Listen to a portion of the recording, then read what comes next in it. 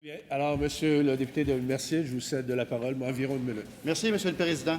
Grâce au film Louis Cyr, l'homme le plus fort du monde, le Québec tout entier a pu découvrir ou redécouvrir celui qui est aujourd'hui, par cette motion, désigné personnage historique du Québec. Mais pour la population de ma circonscription, et principalement celle de Saint-Jean-de-Matha, le personnage et les exploits de Louis Cyr font partie depuis toujours des conversations des Matalois et Mataloises.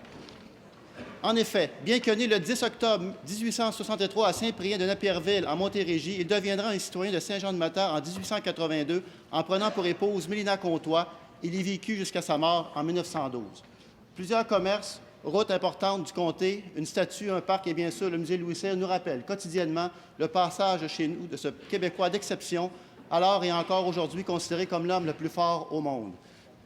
Monsieur le Président, Louis Cyr a marqué de façon significative l'imaginaire québécois par ses tours de force et ses exploits. Sa force de caractère et sa ténacité ont également fait de lui une légende et une source de fierté pour ses contemporains canadiens-français, mais également pour toute la population québécoise qui a trouvé en lui depuis toujours un exemple éloquent de détermination.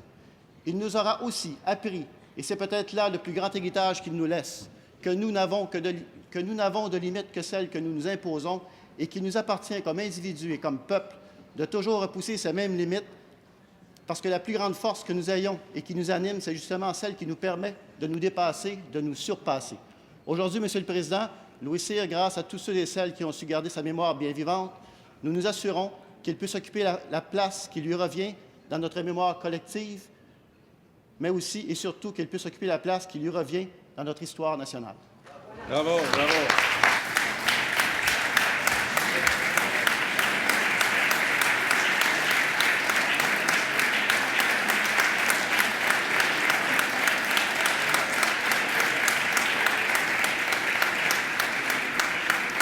Alors, merci à vous, Monsieur le député de Berthier, Madame la députée.